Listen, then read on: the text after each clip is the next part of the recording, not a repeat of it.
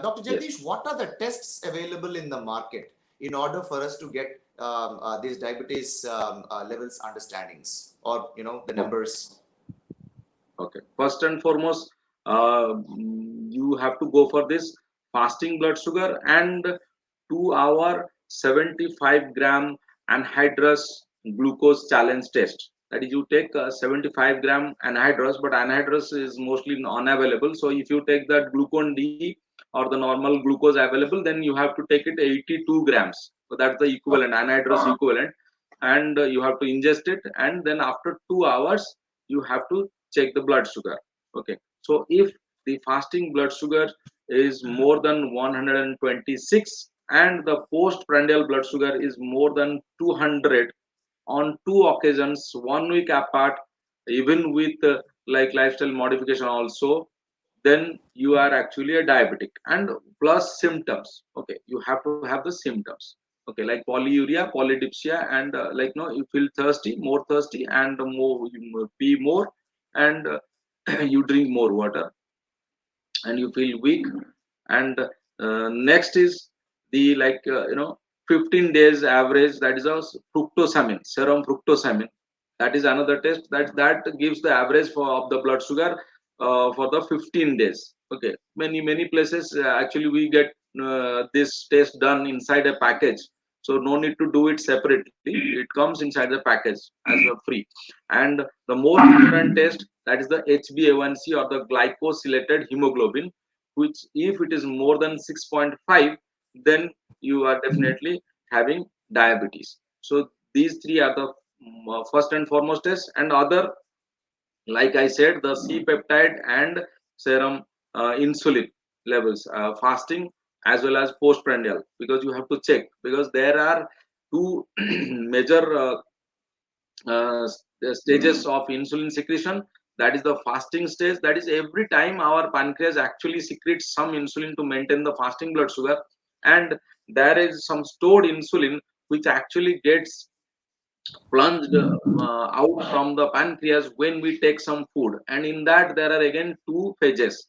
First is the rapid phase, which after ingesting within like 5 to 10 minutes, 20 to 30% of the insulin is almost suddenly released into the blood, and the rest 70 to 80% insulin is released over a period of 6 to 8 hours, keeping the postprandial values under control. So these are the two phases of insulin secretion.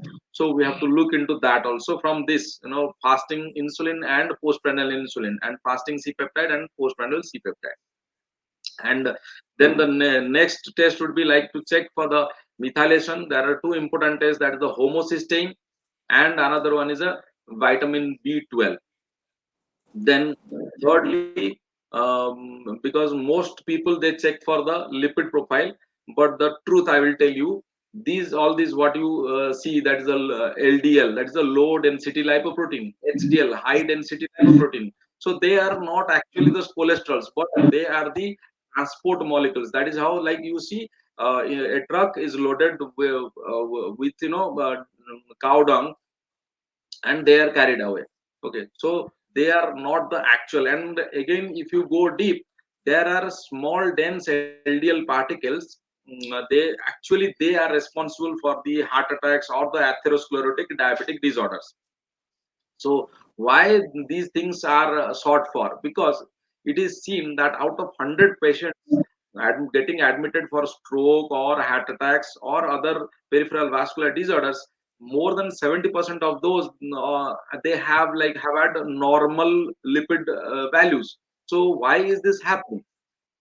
Again, a step further, if you really want to know what is the risk, to check the genetic risk, that is a lipoprotein lipase A, LPA, and there another test is lipoprotein lipase A2, LPPLA2.